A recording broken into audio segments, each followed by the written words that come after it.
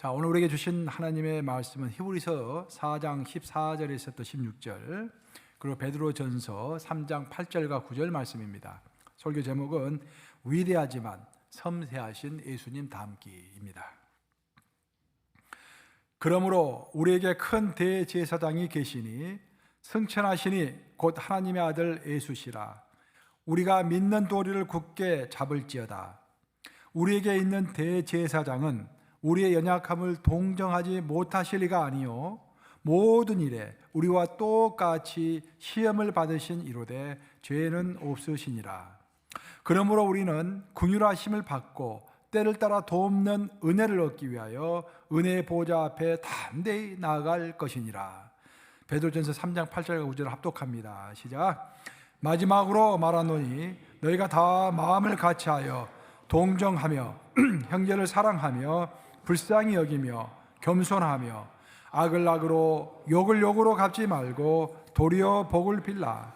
이를 위하여 너희가 부르심을 받았으니 이는 복을 이어받게 하려 하심이라. 살아계신 하나님의 말씀입니다. 우리 하나님은 가장 기본적으로 성경을 읽어보면 다양성의 하나님이십니다. 동물을 만드실 때도 한두 가지만 만드신 게 아니라 수만 가지 동물, 곤충 이렇게 만드셨고, 또 성경을 읽어보더라도 구약에서 강조하고 있는 것, 신약에서 강조하고 있는 것이 강조점이 좀 다릅니다. 구약은 여러분들이 잘 아시다시피 하나님께서는 정의의 하나님이시고 우리 하나님께서는 거룩의 하나님이시다. 거룩과 정의를 이렇게 강조하십니다. 그래서 그 정의가 거룩이 있기 때문에 지옥이 있는 것입니다. 하나님의 성품의 일부로서 지옥이 존재하는 것입니다.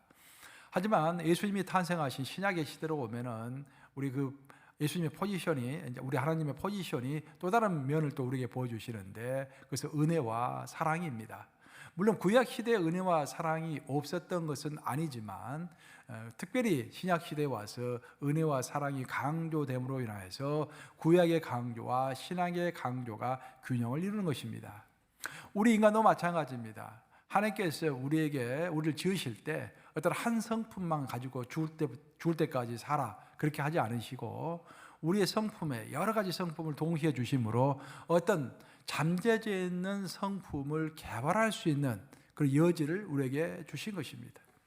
예수님을 보더라도 우리 예수님의 양면성이 두드러지는데, 우리 예수님은 온 우주를 창조하시고 지금도 운행하시는 그런 권세자이십니다. 아멘 하십니까 여러분? 굉장한 일입니다. 어떤 사람들이 예수님 하면은 우리 예수님이 지구만 다스린가 보다 이렇게 생각하는 사람들이 있어요. 저는 어렸을 때 그렇게 생각했어요. 우리 예수님이 이 지구만 다스리는 그 예수님인가 보다 그렇게 생각했는데, 알고 봤더니 우리 예수님은 온 우주의 하나님, 그렇죠? 골로새서 읽어보세요. 온 우주의 하나님, 우주를 다스리시고 지금도 운행하시고 미래는 또 온 우주를 우리와 함께 다스리실 하나님, 예수님 하나님이신 거예요. 그렇게 장엄하시고 거대한 우리 예수님을 이야기하는데, 성경을 읽어보면 예수님의 전혀 색다른 면이 또 드러나는데, 우리 예수님은 굉장히 세심하신 예수님, 단 한 사람도 마다하지 않으시고 한 사람 한 사람에게 꼭 필요한 말씀을 해주시고 그 한 사람을 위하여 기도해 주시고 그 한 사람을 주목하시는, 우리 예수님은 주로 소외된 자들과 항상 함께 하셨죠. 예수님 주위에는 세리라든지 창녀라든지 또 이렇게 귀신 들린 자라든지 아픈 자라든지 그런 소외된 자들과 함께 하시면서 한 명 한 명의 필요를 적당히 채워주신 그런 놀라우신 섬세하신 예수님이다라는 그런 말입니다. 그래서 오늘 우리는 함께 예수님의 그 위대하신 면과 어울려서 그 섬세하신 면을 이렇게 살펴보면서 우리가 어떻게 예수님을 본받아야 할 것인지 이렇게 함께 살펴보고자 하는 것입니다. 최근에 이제 우리 교단에서 굉장히 강조하는 게 인종차별을 하지 못하도록 성도들을 교육해라. 그렇게 자꾸 내려와요, 이게. 그래서 이번에 보니까 다음 주에 구역회 안 합니까? 구역회 제 1번 그 문서가 뭐냐면은 당신의 교회는 인종차별 방지 교육을 하고 있습니까? 그거 묻는 거야, 이게. 사실 이제 우리는 이민자들이기 때문에 인종차별을 한다기보다는 인종차별을 당하고 있는 입장이죠. 그렇기 때문에 인종차별 교육이 그렇게 중요하다고는 생각하지 않는데, 그럼에도 불구하고 우리가 돌아서 생각해 보면은 혹시라도 내가 무의식 중에라도 인종차별을 하고 있지 않는지 그것을 한번 살펴볼 만한 일입니다. 제가 1993년도에 미국에 왔을 때 이제 워싱턴 DC에서 일하면서 잠시 이제 그 하숙집에 있었어요. 제가 한국인 하숙집에서 이제 구해가지고 거기서 있었는데, 그 하숙하고 계신 분들이 뭐 5-6명, 조금씩 삶이 바뀌기도 하는데 뭐 5-6명, 많게는 7명 이렇게 있었어요. 큰 집이었어요. 근데 이제 매일 먹으면 저녁이 되면은 하루 일과 끝내고 밥 맛있게 먹고 7명이서 티타임 하면서 막 재밌게 이야기를 하는 거예요. 그래서 이제 하루는 주제가 뭐였냐면은, 우리가 미국 와가지고 가장 당황스러웠던 때가 언제였는가, 자연스럽게 그런 이야기를 돌아가면서 하게 된 거예요. 근데 한 사람이 그런 이야기를 했습니다. 그분은 미국에 온 지가 그 당시만 하더라도 벌써 한 30년 되신 분이니까 굉장히 오래되셨죠. 지금 살아계시는가 모르겠네요. 그분이 이제 자기 이야기를 해주시는데, 미국에 이제 온 지 얼마 안 됐을 때 친구랑 같이, 남자친구랑 같이 이제 마트에 갔대요. 마트에 가서 물건을 이제 고르는데 아주 큰 장에 생긴 흑인 한 명이 딱 지나가더래요. 근데 그 통로가 좀 좁으니까 지나가다가 이게 몸이 좀 스친 거예요. 그래서 그분이 그냥 자기도 엉겹결에 옆 친구한테, 야, 저 연탄 진짜 덩치 좋네, 그렇게 이야기한 거예요. 그랬더니 그 흑인이 가다가 뒤를 딱 돌아보더니, 나 연탄 아니에요, 나 사람이에요, 그렇게 얘기하더라고요. 그 당시에는 주한미군들이 한국에 있었기 때문에 한국말을 할 줄 아는 그 흑인들이 있었던 거예요. 그때 그 당혹스러움, 그것을 표현하는데 저도 듣고 깜짝 놀랐습니다. 뭐 지금이야 젊은 사람들이 연탄이 뭔지도 모를 거예요. 한 40년 전, 50년 전 우리 전부 한국은 연탄으로 난방을 했습니다. 연탄의 특징이 아주 시커멓습니다. 그래서 흑인들을 비유할 때 피부가 검다 해가지고 연탄이라고 부른 거예요. 처음에는 그것이 무슨 말인지를 몰랐는데 흑인들이 자꾸 연탄 하니까 물어본 겁니다. 친한 한국 사람한테 연탄이 뭐냐. 그러다가 알게 된 거예요. 그 다음부터 흑인들이 연탄이라는 소리를 알게 되었고, 그것 때문에 한인들과 흑인 사이의 관계가 많이 나빠졌다라는 그런 일설이 있습니다. 인종차별주의는 아주 오랜 역사적인 뿌리를 갖고 있습니다. 나는 인종차별주의자가 아니다라고 이야기할지라도 그것은 표면적으로 아닐지는 모르겠지만 무의식 중에 인종차별을 하고 있을 수도 있다는 거예요. 아시다시피 우리는 EM 목사님이, 우리 교회 EM 목사님은 레드 목사님이십니다. 아프리칸 아메리칸입니다.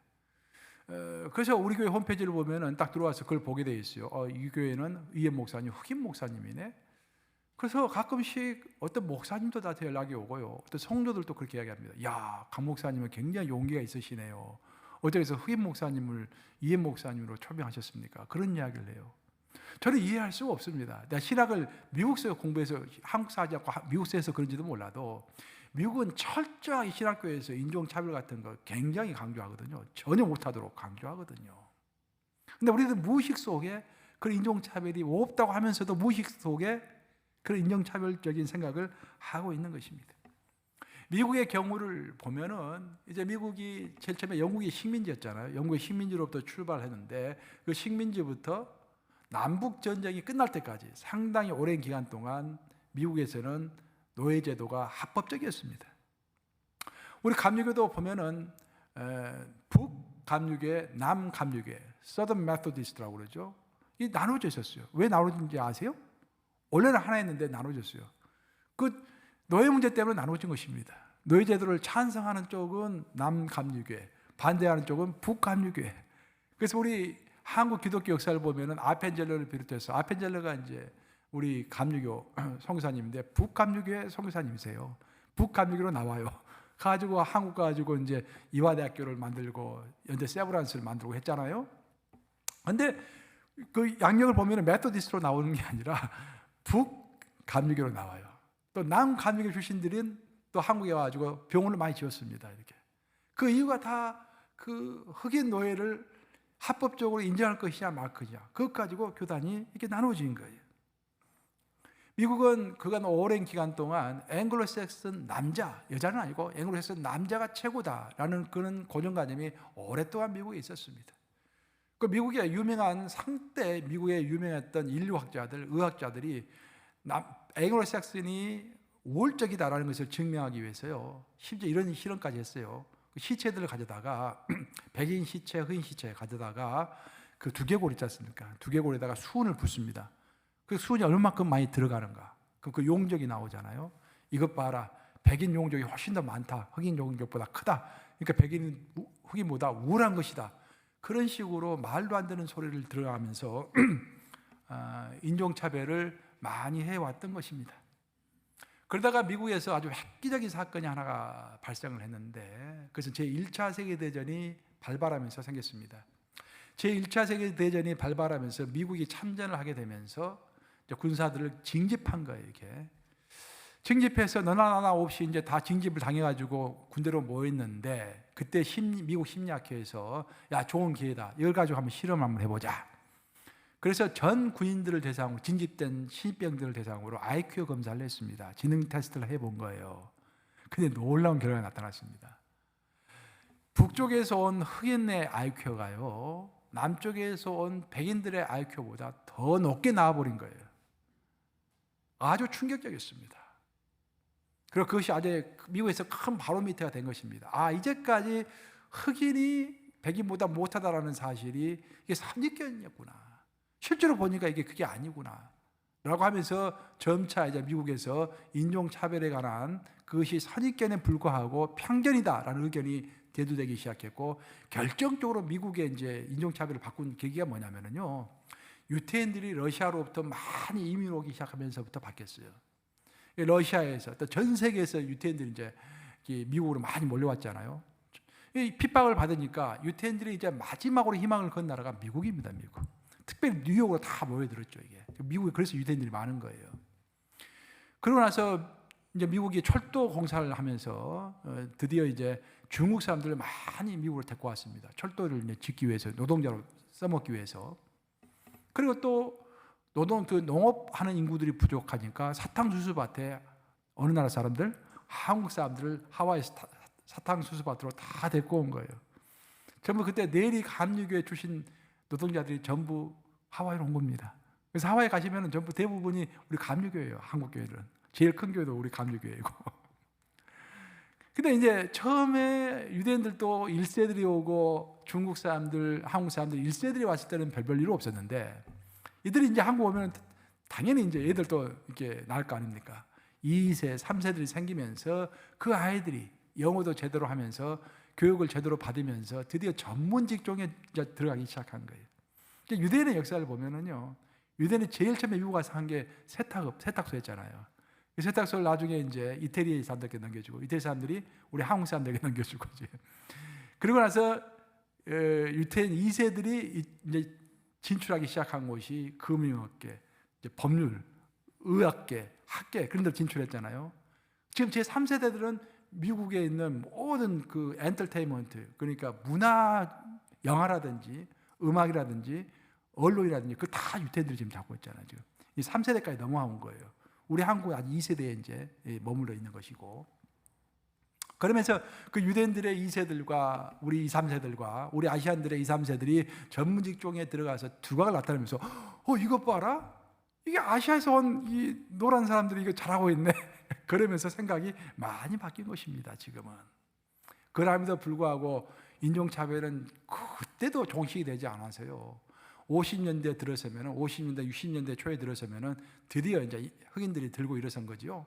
말콤 X, 그리고 마틴 루터 킹, 모두 종교 지도자들입니다. 말콤 X는 이슬람교의 종교 지도자, 흑인 종교 지도자이고, 마틴 루터 킹 목사님은 우리 개신교의 이제 종교 지도자이죠.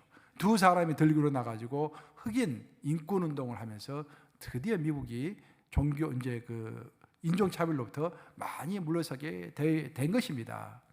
선조들의 노력의 대가가 이제 우리들 하여금 혜택을 받게 만든 것이죠.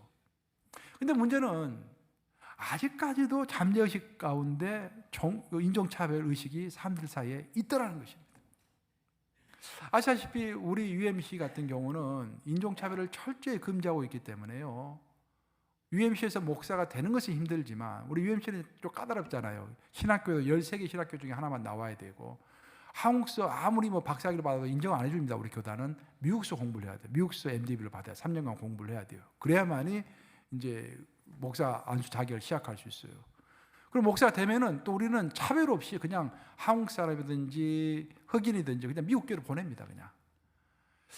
그래서 지금은 이제 그런 것들이 다 정착이 돼가지고 큰 문제가 없었는데요. 제가 한 20년 전에 우리 교단에 우리 뉴욕연이 처음 왔을 때만 하더라도 들리는 소리가 있었어요. 뭐냐면은 어떤 교회로 흑인 목사님을 이제 파송을 했더니 그 백인 교회에서 우리는 앵글로색슨 메일이 아니면 받지 않겠다라고 해가지고 거부했다라는 그런 이야기도 들리고요. 어떤 교회는 앵글로색슨 메일, 피메일까지는 받겠다, 여성까지는 받겠다라는 거예요. 근데 그 이상은 받지 않겠다.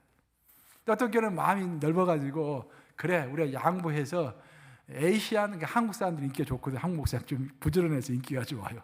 한국 목사님 남자까지는 받겠다. 근데 여자는 노 땡큐. 그게 아직까지도 있는 거예요. 그런 것들이 어떤 교회들은. 그래서 우리 교단에서는 그것을 심각하게 생각하고 절대 이건 아니다. 왜? 그것이 비성서적이기 때문입니다, 여러분. 다른 이유가 있는 것이 아니라 우리는 성경에 의해서 성경에 가라면 가고 서라면 서는 사람들이 우리 아닙니까? 근데 성경에서는 그것을 금하고 있는 거예요, 인종차별을. 우리 이렇게 고린도전서 12장 13절 한번 같이 보겠습니다. 같이 읽습니다. 시작.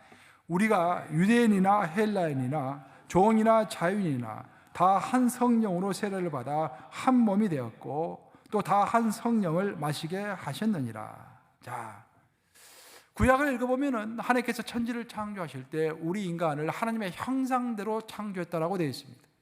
그 하나님의 형상대로 창조했다는 의미가 뭔가 거기에 대해서는 설이 분분합니다. 어떤 사람은 하나님의 지정의를 본받았다. 어떤 사람은 하나님의 삼위일체의 성품을 본받았다. 여러 가지 설이 있어요. 근데 공통된 점은 뭐냐면은 그 누구도 부인하지 않는 것은 뭐냐면은 인간은 태어날 때부터 하나님의 형상을 본받아서 태어난 자이기 때문에 귀하다라는 거예요. 존귀하다는 것입니다. 존귀하다. 시편에 나온 것처럼 존귀하다. 우리의 피부가 어떤 피부를 가졌든지 우리가 겉모양이 어떻든지 내가 잘 살든지 못 살든지 그 차별 없이 기본적으로 모든 인간으로 태어났으면 존귀하다는 것입니다. 그것이 신약시대로 넘어오면 강조점이 약간 달리하는데 그 강조는 뭐냐면 신약시대는 성령을 강조합니다. 우리 믿는 자들은 예수님을 주와 및 그리스도로 영접했기 때문에 예수님을 주와 및 그리스도로 영접하면서 세례를 받는 그 시간에 우리 각자에게 다 성령이 임하시는 것입니다. 믿습니까, 여러분? 아멘. 그건 믿기보다는 사실이에요, 사실. 사실 그렇습니다. 성령께서 계시기 때문에 그 성령은 성부 하나님의 영이면서 동시에 성자 예수님의 영인 거예요. 그 영을 모든 사람이 마음속에 가지고 있기 때문에 그 사람이 겉으로 봤을 때는 종일지라도 노예일지라도 그 주인이 갖고 있는 성령과 똑같은 성령을 갖고 있기 때문에 그 성령 안에서 우리는 하나이고 그 성령 안에서 형제요 자매인 것입니다. 그래서 인종차별이라는 것은 성경적으로 봤을 때는 있을 수가 없는 거예요. 우리는 인종차별하면 흔히 백인들이 인종차별한다는 생각을 많이 하는데 꼭 그것은 사실은 아닙니다. 우리도 인종차별을 많이 할 수 있습니다. 우리가 무식 중에 히스패닉들을 많이 깔보잖아요. 그런 것들 좀 있잖아요, 보면은. 그거 아닙니다, 여러분. 절대로 인종차별은 비성서적이다라는 것을 인지하시고 우리가 혹시나라도 내 마음속에 잠재적으로 인종차별적인 요소가 있는가 살펴보고 조심해야 할 줄로 믿습니다. 우리 인간은 무의식 중에 가지고 있는 선입견이 있습니다. 방금 전에 인종차별 이야기했는데 그런 종류, 어떤 내가 생각지도 못하게 무의식 가운데 내 속에 잠재해 있는 어떤 선입견이 있을 수 있다는 것입니다. 그 선입견은 강력한 힘을 발휘합니다. 예를 들어보면 이런 선입견이 있어요. 나는 그래도 평균 이상은 된다. 여러분 그런 생각 혹시 하면서 인생 살아오면서 자기 자신을 어떻게 평가하십니까? 그래도 이 정도는 평균 이상은 되지. 실제로 조사를 했습니다. 미국에 있는 경영대학원에 다니는 학생들을 대상으로 미국 전국에 있는 경영대학원 학생들을 상대로 조사를 했는데 놀라운 결과가 밝혀진 거예요. 학생들에게 물었습니다. 너 실력이 전체 학생 중에 어느 정도 될 것 같으냐? 물어봤더니 나는 중간 이하일 것 같습니다. 평균 이하일 것 같습니다. 라고 답변한 학생은 한 3%밖에 안 됐대요. 압도적인 다수가 내가 그래도 20% 안에는 들 것이다 라고 다 이야기했다는 거예요. 자기가. 저는 그 설문조사를 보면서요, 참 우리 자신들, 우리 성도들이 많이 생각이 났습니다. 저도 생각이 나고요. 제가 왜 그런 생각을 하게 되냐면은, 제가 이제 가벼운 대화 중에 또 이렇게 또 상담을 하는 중에 내가 이제 한 가지 발견하게 된 사실은 뭐냐면은, 여러분도 마찬가지입니다. 여기 다 앉아 계신 분들 대부분 그럴 건데, 자기 나름대로 신앙의 기준을 다 갖고 있는 거예요. 예를 들어서 주일 예배는 이 정도만 참석하면 된다. 다 자기 기준이 있어요. 헌금은 이 정도만 하면 된다. 자기 기준 다 가지고 있어요. 성경 이 정도만 읽으면 된다. 훈련은 이 정도만 받으면 된다. 봉사는 이 정도만 하면 된다. 기도는 이 정도만 하면 된다. 자기 기준을 자기가 갖고 있는 것입니다. 객관적으로 봤을 때는 아무 설득력이 없어 보여요. 내가 봐도 설득력이 없어 보입니다. 다른 사람들이 봐도 설득력이 없어 보여요. 하지만 자기는 옳다고 주장하면서 그것을 자꾸 옳다라는 것을 증명하려고 노력하는 것입니다. 하지만 여러분들, 우리 기독교인들의 기준은 너무나 명확합니다. 우리의 신앙의 기준, 우리의 삶의 기준은 누가 돼야 합니까, 여러분? 예수님이 돼야 하는 거예요. 그 기준은, 신앙의 기준을 내가 세우는 게 아닙니다, 여러분. 만약 여러분들 그 신앙의 기준을 세웠다고 한다면 우리의 기준은 예수님이지만, 그 예수님에게 갈 수 있도록 중간 과정으로서 내가 어떤 기준을 세울 수는 있겠죠. 그것은 중간 과정일 뿐이지 최종적인 기준은 아니죠. 근데 많은 사람들은 자기 기준을 자기 스스로 세워가지고 자기가 옳다고 주장하는 것입니다. 하지만 성경은 아주 명확하게 이야기합니다. 오직 예수님만이 우리의 기준이다라는 거예요. 예수님을 닮아가는 것이 우리 기준입니다. 그래서 사도 바울은 우리가 신앙생활 할 때 어떤 기준을 가지고 신앙생활을 해야 할 것인지를 아주 명확하게 이야기했는데, 고린도서 1장 28절 말씀 한번 같이 읽어보겠습니다. 시작. 우리가 그를 전파하여 각 사람을 권하고 모든 지혜로 각 사람을 가르치면 각 사람을 그리스도 안에서 완전한 자로 세우려 함이니 라고 되어 있습니다. 사도 바울은 성도들을 인도할 때 어떤 목표를 가지고 인도할 거 아니에요. 저도 담임 목사로서 어떤 목표가 있을 거 아닙니까? 모든 목표가 없는 사람이 없죠. 근데 사도 바울은 자기 교회 성도들, 자기를 따르는 성도들을 훈련시킬 때 그 목표가 있었는데, 그것은 그리스도를 닮은 완전한 자를 세우는 거예요. 완전하게 예수처럼 머추한 성도들을 키우는 것. 물론 그것은 목표입니다. 반드시 그것을 이룩하기는 힘들고 그것도 반드시 성취할 수 있다라고 확증은 할 수 없겠지만, 목표는 그리스도를 닮은 완전한 자를 세우는 것을 목표로 했다는 거예요. 사도 바울의 목표는 바로 우리의 목표입니다. 왜냐하면 사도 바울의 말씀이 성경 말씀이기 때문에. 아울러서 히브리서 보면 히브리서 저자가 똑같은 이야기를 하고 있어요. 히브리서 6장 보면 1절과 2절 나왔는데 한번 같이 읽어보겠습니다. 시작. 그러므로 우리가 그리스도의 도에 초보를 버리고 죽은 행실을 회개함과 하나님께 대한 신앙과 세례들과 안수와 죽은 자의 부활과 영원한 심판에 관한 교훈의 털을 다시 닦지 말고 완전한 대로 나아갈지니라. 많은 성도들이 신앙의 초보에만 머물러 있다는 거예요. 말을 들어보면 30년 전에 세례를 받았다고 하는데 30년 전 신앙이나 지금 신앙이나, 아니 많은 경우는 오히려 30년 전 처음 신앙생활 했을 때보다도 오히려 후퇴해 있는 신앙을 가지고 있는 경우가 많다라는 것입니다. 그래서 히브리서 저자가 답답해가지고 초보를 버리라. 그럼 초보라는 게 뭐냐? 여기서 보면은 회개하는 것, 하나님을 믿는 신앙, 세례받는 것, 안수받는 것, 부활받는 것, 심판에 가는 것, 그 다 초보라는 것입니다. 당연한 것이고, 처음에 신앙생활 했을 때 새가족 교육 받을 때 다 받는 거라는 거예요. 근데 어떤 사람은 죽을 때까지 그것만 붙들고 있는 사람들이 있다는 거예요. 이것은 우리가 구원을 받는 전제 조건으로서 기본적으로 받는 것들이고, 우리가 이 초보적인 단계를 벗어나면은 이제 그리스도를 위하여 내 십자가를 내가 지고 다른 사람의 십자가를 내가 져주고, 그렇죠? 교회의 십자가를 내가 대신 져주고 다른 사람이 힘들어하면 그 사람 것까지도 내가 져주고 하는 성숙한 지경으로 나아가라는 거예요. 그것이 완전한 것이다라는 것입니다. 저 사람 저 정도만 하면 되는데, 우리 교회 리더인데 리더가 저 정도 하면 나는 이 정도 하면 되겠구만. 그게 아니라는 거예요. 그렇죠? 그 초보라는 것이죠. 초보. 완전한 자로 나아갈지니라. 물론 우리가 완전할 수는 없습니다. 그래서 신학에서도 우리가 처음에 예수님을 영접하면 의롭다 칭함을 받고, 그 다음에 성화가 있죠. 예수님 닮아가는 과정. 그리고 죽고 나서 영화, 글로리피케이션, 예수님처럼 되는 거예요. 우리가 살아생전에 예수님처럼 될 수가 없죠. 죄가 여전히 있기 때문에. 하지만 목표는 예수님처럼 완전한 자가 되는 것이 목표라는 거예요. 목표 자체를 낮춰가지고 다른 사람과 나를 비교해가지고 저 정도 하면 되지 라고 하는 것은 아니라는 것입니다. 예수 그리스도를 닮는 것이 우리의 목표인데 그 예수 그리스도를 어떻게 닮아야 할 것인가? 예수 그리스도를 보면은요, 예수 그리스도는 내가 처음에 오늘 설교 초반부에 설명을 했지만 예수님은 양면성을 가지고 계십니다. 그 한쪽 면은 온 우주를 통치하시는 정말로 장엄하신, 도저히 우리가 접근할 수 없는 그런 분이 있어요. 여러분들 톰 크루스 아시죠? 톰 크루스. 미국에서 아주 유명한 영화 배우 아닙니까? 아주 대단하죠. 근데 so what for you?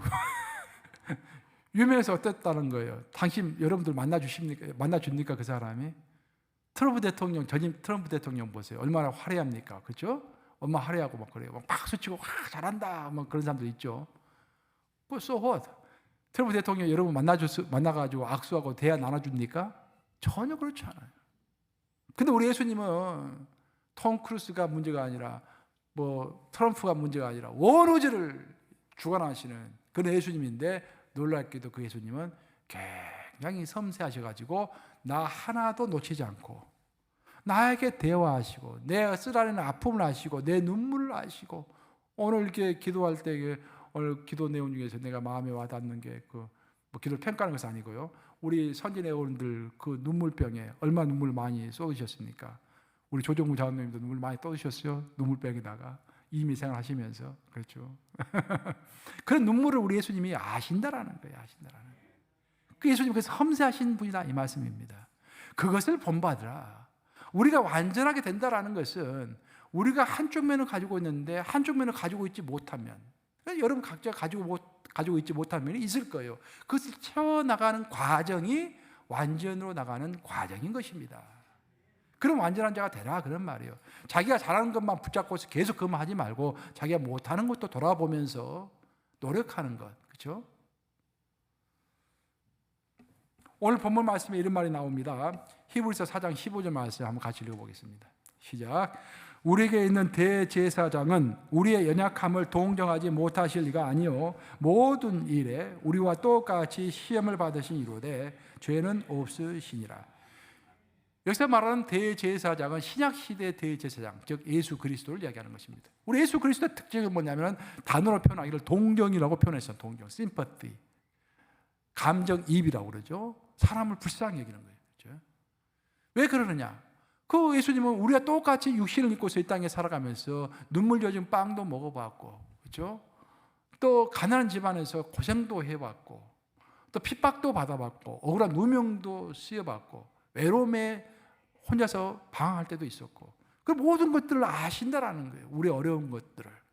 우리를 제대로 이해하기 위해서 하나님의 힘에도 불구하고 우리 인간이 있는 육신을 입고서 이 땅에서 사셨다라는 것입니다. 예수님이 이 땅에서 육신을 입고 사셨다는 가장 큰 중요한 의미는 뭐냐면 그분은 우리를 아신다라는 거예요.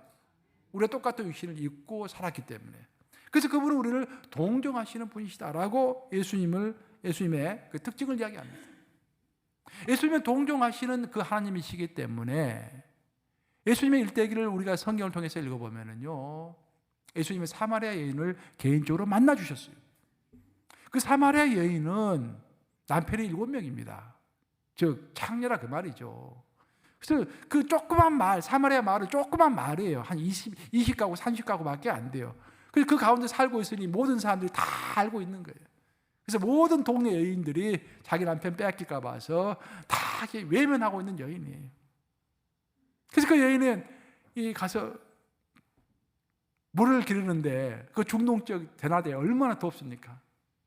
중동적에 뭐 평상시도 날씨가 더운데 12시 되면 제일 더울 때 아니에요.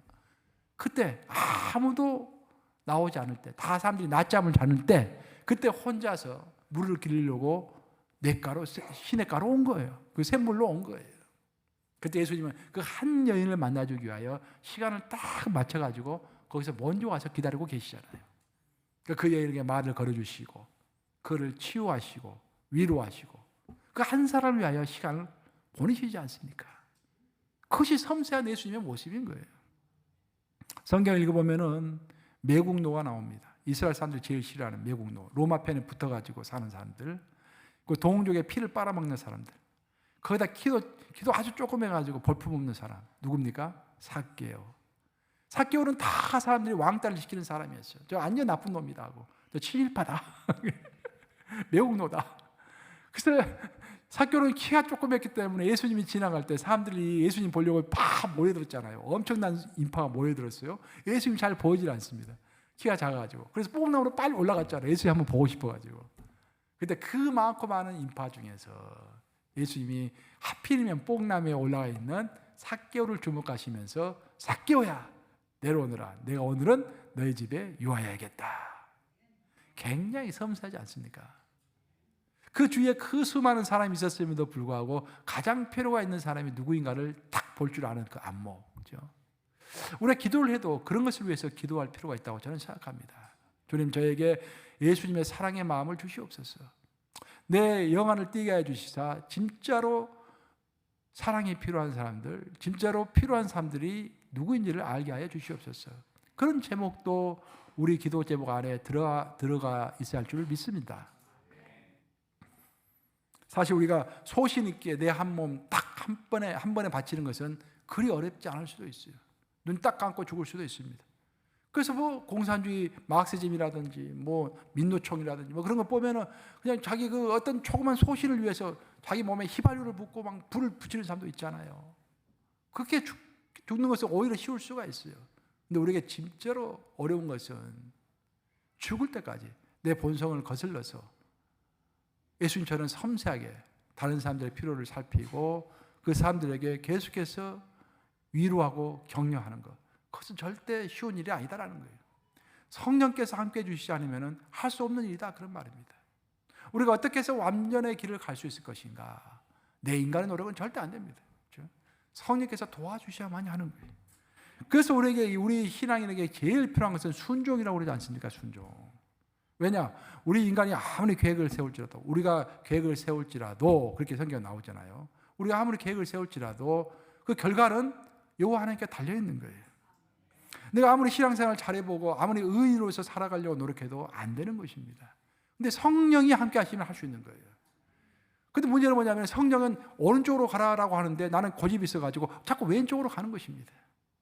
그래서 성령이 오른쪽으로 가라라고 했을 때 또 성령이 저 거지에게 돈을 주라, 저 사람에게 가서 저 사람을 위로해라 라고 했을 때 즉각적으로 순종할 수 있는 마음만 있다면 우리가 완전하게 될 가능성이 높아지는 것입니다. 그래서 신앙에서는 순종이 제일 중요한 것입니다. 왜? 내 힘으로 하는 것이 아니기 때문에. 우리는 인생을 살아갈 때 뭐 큰 걸 가지고 기뻐할 수도 있지만요, 사실 인생을 돌아서 생각해 보면 아주 소박한 친절, 그렇죠? 아주 따뜻한 말 한마디에 큰 힘을 얻을 때가 있습니다. 권사님 힘내세요, 요즘 힘드시죠? 내가 함께합니다. 어떨 때는 내가 예배 끝나고 뒤에서 이제 악수하고 그러면은요, 어떨 때는 저도 이제 뭐 가끔가다 의기소침할 때가 뭐 있을 때가 있죠. 근데 어떻게 알았는지 어떤 분이 딱 악수하면서 목사님 힘내세요, 제가 기도할게요. 굉장히 위로가 됩니다.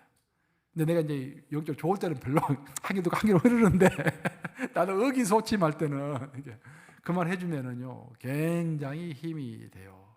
굉장히. 이게 목사는 그런 것 같아요. 목사뿐만 아니라 모든 사람이 그렇지만 10사람이 자기를 떠나고 싫어해도요, 한 사람이 자기를 진정으로 사랑해주고 격려해주면 그 한 사람, 두 사람 보면서 우리 인생을 살아가는 것 같아요. 그렇죠? 근데 우리가 그런 격려를 해주는 사람이 돼야 한다, 그런 말입니다. 그래서 베드로 사도는 오늘 본문에서 이렇게 이야기하고 있죠. 베드로전서 3장 8절 한번 같이 읽어보겠습니다. 시작.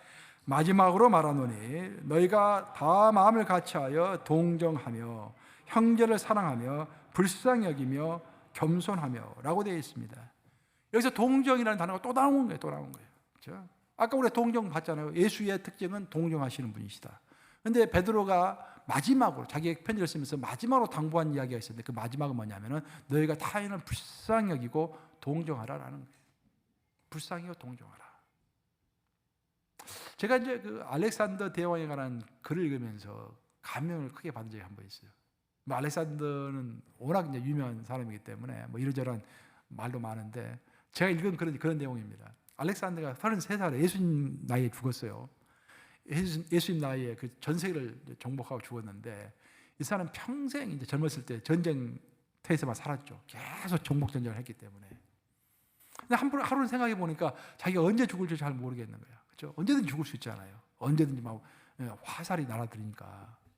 그래서 내가 혹시 빨리 죽을지도 모르니까 내 초상화를 남겨놔야겠다라고 생각이 든 거예요. 그 당시에는 뭐 사진기가 없으니까 이제 그림을 그려야 하니까. 그래서 신하에게 명령합니다. 이 나라에서 제일 그림을 잘 그리는 사람을 데려와라. 내 초상화를 그리게 해라. 그래서 신하들이 수소문을 해가지고 그 나라에서 제일 유명한 초상화가를 데리고 왔다고 그래요. 그 초상화가는 상당히 경지가 있는 사람이었는데 그 사람도 기대가 있었습니다. 야, 이게 알렉산더는 어떻게 생겼을까? 이제 굉장히 기대감을 가지고 궁궐 안에 들어간 거예요. 근데 이 사람이 알렉산더 대왕의 얼굴을 보는 순간 완전히 절망을 한 겁니다. 왜냐하면 알렉산더는 평생 전쟁을 했기 때문에 그 턱 밑에가 큰 칼자국 상처가 있었어요. 이렇게. 너무 보기 흉한 거예요. 이게. 그래서 이걸 그대로 그리자니 왕의 장엄함이 없어져 버리고 그것을 없이 그리자니 거짓 예수밖에 안 되고 자기 자존심도 있고 명예도 있는데 또 거짓으로 그림을 그릴 수도 없고 고민이 된 겁니다. 이 사람이 한참 생각하다가 좋은 아이디어가 생각이 났어요. 그래서 대왕님, 제가 시키는 대로만 하시기 바랍니다. 그럼 제가 아주 좋은 그림을 만들어내겠습니다. 그래, 내가 시킨 대로 하겠네. 자, 신하에게 의자를 갖고 오게 했어요. 책상 앞에 책상 하나 가져다 두고 의자를 가져왔습니다. 그리고 알렉산더 대왕에게 자, 대왕님, 팔꿈치를 책상 위에 대십시오. 딱 됐어요. 그리고 그 손을 이게 턱 위에 이렇게 가볍게 대십시오. 그럼 아주 편안하게 쉬고 있는 모습이 나오잖아요. 편안한 모습이 나오잖아요. 그러면서 딱 이렇게 손으로 하니까 어디가 가려집니까? 그 칼자국이 가려진 거예요. 그래서 그 그림을 그렸는데 기가 막힌 그 전쟁을 잠시 끝내고 평화로운 가운데 있는 근엄한 왕의 모습이 쫙 나온 거예요. 만약에 이게 그대로 그렸다고 한다면 이 깡패 모습이 나오는 거야. 왕의 모습이 아니라 이게. 저는 그 글을 읽고서 굉장히 감명이 깊었습니다. 이 이야기가 목회하는 저에게 절실하게 다가왔습니다. 저를 비롯해서 우리 모두 흉한 칼자국이 없는 사람이 없습니다. 즉 우리 약점이 없는 사람이 없다라는 거예요. 연말이 되면은 제가 이제 내년도에 그 교회 리더십을 이제 뽑고 그러잖아요. 교회 리더십을 뽑으려고 쭉 눈을 감고 생각하고 또 주소로 아무리 받아요. 마땅한 사람이 그리 많지 않습니다. 뭐 여러분들이 폄하에 사는 소리가 아니에요. 저를 비롯해서 그만큼 우리가 약점이 많다라는 거예요. 사실 제대로 세우려면 세울 사람이 단 한 사람도 없습니다. 다 약점이 있어요. 다 칼자국이 있습니다. 하지만 그럼에도 불구하고 그 약점을 손가락으로 참 가리고 생각해 보면 또 좋은 면도 보이는 거예요. 아, 그래서 이 사람 시키면 되겠구나라고 생각이 드는 것입니다.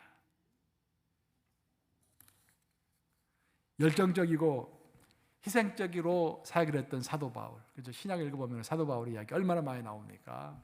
사도 바울의 특징은 열정적이었다. 또 희생적이었다라는 거예요. 자기 가정까지 다 버려두고. 이 사도 바울이 결혼을 했느냐, 결혼하지 않았느냐, 지금 굉장히 논쟁이 많습니다. 왜냐하면 사도 바울은 기본적으로 사내들인 공회 멤버였잖아요. 공회 멤버는 두 가지 조건이 충족돼야 돼요. 나이가 30세 이상이어야 되고 결혼한 자만이 공회 멤버가 될 수 있는 거예요. 근데 사도 바울은 예수님을 따르기 전에 공회 멤버였어요. 사내들인 멤버였어요. 그럼 결혼했단 말이거든요. 근데 성경을 읽어보면은 베드로는 사역을 하면서도 항상 자기 가정을 데리고 다니면서 사역을 했습니다. 자기 가족을. 사도 바울이 그렇게 공격을 했습니다. 성경에 나오잖아요. 너는 항상 너의 가족을 데리고 다니면서 그래도 예수님이 사역을 했지 않느냐. 나는 나 혼자 모든 것을 버리고 사역을 했다. 그렇게 나와 있잖아요. 그래서 굉장히 희생을 많이 했던 사람이에요. 사도 바울은. 그 곤장도 많이 맞았고 풍난도 2번이나 맞아가지고 죽을 뻔했고 그런 이야기들 쭉 하고 있지 않습니까? 근데 이 사람이 그렇게 이제 열심히 사역을 했는데 재판을 받게 됐어요. 그것도 억울한 누명을 쓰고서 예수님을 전파했다는 그 이유로 재판을 받게 됐어요. 그럼 어떻게 합니까? 재판을 받으면 그간 사도 바울의 도움을 받던 사람들이 다 나서가지고 사도 바울을 도와줘야 하잖아요. 근데 성경을 읽어보면 모두가 다 무서워서 사도 바울을 피했습니다. 더 힘들었던 사건은 뭐냐면은 사도 바울이 그 재판을 통해서 드디어 로마 감옥에 갇히게 됐습니다. 이번에는 아예 아무도 찾아오질 않는 거예요. 그래서 사도 바울이 자기의 그 심정을 그렇게 밝히고 있습니다. 디모데후서, 사도 바울이 죽기 직전에 쓴 편지가 디모데후서예요. 죽기 직전에 자기 가장 사랑하는 제자에게 자기 속마음을 터놓고 있는 책이 디모데후서입니다. 디모데후서 1장 15절 읽어보세요. 이렇게 돼 있어요. 자, 같이 읽습니다. 시작. 아시아에 있는 모든 사람이 나를 버린 이 일을 내가 아나니 그 중에는 부겔로와 허모게네도 있느니라. 사도 바울이 그래도 가장 의지했던 사람 중에 두 사람이 있었는데 그 사람이 부겔로와 허모게네라는 사람이 있었어요. 그래도 사도 바울을 잘 따르고 잘 했던 사람이에요. 근데 그 사람들조차도 사도 바울이 감옥에 갇히게 되니까 다 떠났다 그 말입니다. 모든 사람이 나를 버렸다라고 이야기하고 있습니다. 근데 우리 하나님은요, 참, 우리 하나님의 그 성품은, 이게 특징은 뭐냐면은, 우리가 하나를 버리면은, 또 하나를 잃으면은요, 또 다른 것을 주십니다. 그것이 하나님이세요. 여러분들이 건강을 잃으면은요, 반드시 좋은 영적인 축복이 올 거예요. 또 교회도 우리가 어떤 어려운 일이 생기잖아요. 반드시 좋은 일이 옵니다. 우리 하나님은 그런 하나님이세요. 사도 바울이 이렇게 모든 사람이 나를 떠났다라고 절망하고 낙담하고 있을 때 하나님은 아니다 라고 하면서 두 사람이 떠났지만 한 사람을 붙여주신 거예요. 그게 바로 그 다음 절에 나오잖아요. 16절에서 18절까지 나오는데 한번 같이 읽어보겠습니다. 시작. 원하건대 주께서 오네시보로의 집에 긍휼을 베푸시옵소서. 그가 나를 자주 격려해 주고 내가 사슬에 매인 것을 부끄러워하지 아니하고 로마에 있을 때에 나를 부지런히 찾아와 만났음이라. 원하건대 주께서 그로 하여금 그날의 주의 긍휼을 잊게 하여 주옵소서. 사도 바울이 13권의 서신서를 썼는데요, 사도 바울은 사실 개인적인 축복을 잘 많이 언급하지는 않습니다. 근데 특별히 개인적인 축복을 언급하더라도 두 번 연거퍼서 이렇게 축복하는 경우는 없어요. 딱 한 번 있습니다. 오네시보로. 그러니까 자기가 가장 사랑하는 두 제자가 자기를 떠나버리고 많은 사람들이 자기를 외면했을 때 나는 이제 내 인생 진짜 보람이 없다라고 절망하고 있을 때 하나님은 아니다라고 한 사람을 보내주셨는데 그것이 오네시보로였어요. 오네시보로는 뭐라고 되어 있습니까? 두 번째 줄 보시면은 자주 격려해주고 그 사슬에 매인 나를 부끄러워하지 않냐고, 죄인의 몸이 된 나를 부끄러워하지 않냐고, 나를 자주 찾아와서 부지런히 나를 찾아왔다 그렇게 되어 있잖아요. 큰 위로를 받은 거예요. 너무 큰 위로를 받아가지고 감동을 해가지고 사도 바울이 하나님께 기도를 합니다. 하나님, 오네시보로의 집에 긍휼을 베푸시옵소서라고 기도해요. 그걸 끝나야죠 그게. 근데 또 기도한 거예요. 밑에 보면은 말씀 다시 한번 보세요. 다시 한번 띄워주실래요? 제일 밑에 보면 뭐라고 되어 있습니까? 박스를 쳐놨죠. 그날에 어떤 날입니까? 예수님이 재림하셔서 우리를 심판하시는 그날입니다. 그날에도 하나님 반드시 오네시보로를 기억해 주세요. 그를 축복해 주세요 라고 두 번이나 이야기하고 있는 거예요. 이것이 바로 격려의 파워인 것입니다. 예. 사도 바울이 얼마나 큰 격려를 받았으면 이런 말을 했겠어요. 예? 뭐 오네시보로가 큰 걸 해준 것도 아니죠. 그냥 말 한마디 해준 거예요. 예. 힘내십시오 하고 로마 감옥에 있는 사람 몇 번 찾아가 준 것입니다. 사도 바울은 너무도 그것이 고마웠고 큰 힘을 받게 됐던 것입니다. 사랑하는 여러분, 이제 말씀 마치러 갑니다. 결국 오늘 우리 예수님의 섬세한 면, 사람의 하나하나의 필요를 잘 보시고 채워주시는 그런 것들을 우리가 본받아야 한다, 그런 이야기를 쭉 하고 있는데요. 그럼 우리가 어떻게 사람을 격려해야 할 것인가? 그렇죠? 격려는 여러 가지 방법이 있겠죠. 근데 우리는 성경을 따라가는 사람들이니까 성경에서 말하는 격려를 해줄 필요가 있습니다. 그럼 성경에서 말하는 격려라는 것은 어떤 격려인가? 성경은 아주 뚜렷하게 격려의 파트가 나올 때마다 반드시 한 가지를 언급합니다. 그게 빠지는 법이 없어요. 그게 뭐냐면은 하나님이 당신과 함께 하십니다 라는 것을 가르쳐 주는 거예요. 성경을 보면은 하나님이 너와 함께 하신다라는 말이요, 무려 83번 나오고 있다고 합니다. 어떤 사람이 다 세어봤는가 봐. 83번 나오고 있다고 그래요. 굉장히 많이 나오는 것이죠. 그래서 다윗이 이제 죽을 때 걱정이 하나 있었습니다. 다윗은 죽을 때, 죽으면 이제 하나님 앞으로 가는 것이기 때문에 죽음 자체는 걱정이 안 되는데 자기 아들이 걱정이 되는 거야. 왜냐하면 솔로몬이 이제 나이가 어렸잖아요. 솔로몬이 이제 나이가 어린 나이에 왕이 되면서 걱정이 됐던 것은 뭐냐면은 산전수전 다 겪은 자신도 해보지 못한 성전을 짓는 일, 하나님의 성전을 짓는 일은 어마어마한 일이잖아요. 그래서 하나님께서 다윗 너는 피를 많이 흘렸기 때문에 성전을 지을 수가 없다라고 말씀하셨기 때문에 자기는 지을 수가 없어. 그 자기 아들한테 물려줘야 하는데 그 곱기만 자란 그 온실 속에서 자란 그 아들 솔로몬이 과연 그 과업을 할 수 있을까 고민이 된 거예요. 그래서 솔로몬을 불렀습니다. 그래서 역대상 28장을 보면은 그렇게 나오잖아요. 마지막 유언하는 장면이 나오잖아요. 솔로몬을 불러놓고 유언을 이렇게 합니다. 아들 솔로몬아, 내가 죽기 전에 나한테 꼭 해주고 싶은 이야기가 있다. 너는 앞으로 큰 일을 해야 하는데 그 가업이 힘들 것이다. 하지만 꼭 이것은 잊지 말아라. 세 가지를 잊지 말라고 그렇게 이야기하죠. 첫째는 하나님이 반드시 너와 함께 하신다. 그 이야기 또 나와요 거기서. 두 번째로는 하나님의 종들, 즉 성전에서 일하는 제사장들과 레위 사람들이 반드시 너와 함께 할 것이다. 다른 사람들 다 너를 배반할지라도 그들은 너를 따를 것이다. 세 번째, 내가 반드시 잊지 말아야 할 것은 정치 지도자들과 모략꾼들은 너를 떠날지 몰라도 백성들은 너가 정통으로 내 왕위를 계승하기 때문에 너를 따를 것이다. 너가 힘들 때마다 너를 따르고 있는 사람들, 너와 함께하는 사람들을 생각하라 라고 유언을 딱 마치죠. 저는 이 말이 굉장히 중요하다고 생각합니다. 우리가 절망에 빠져 있는 사람을 어떻게 위로할 것인가? 하나님이 함께 하십니다 라고 말할 수 있어야 돼요. 내가 당신과 함께 합니다 라고 말할 수 있어야 합니다. 근데 그 말이 그냥 표면적으로 들리는 그런 말이 아니라 진실하게 전할 수 있는, 무게감을 실어서 전할 수 있는, 그래서 정말로 하나님이 살아계시고 함께 하신다는 것을 그 사람 느낄 수 있게 해줄 수 있다고 한다면 그것이야말로 격려 중에 가장 큰 격려일 줄로 믿습니다. 제가 언젠가 오래전에 알고 있던 성도 이전교회 성도인데 그분 이제 전화를 받은 적이 있어요. 한 2시간 통화를 했습니다, 권사님하고. 근데 그 말 들어보니까 굉장히 개인적으로 어려운 일이 있었더라고요. 그래서 너무 어려워가지고 하나님께 기도했대요. 하나님, 저 그만 데려가 주세요.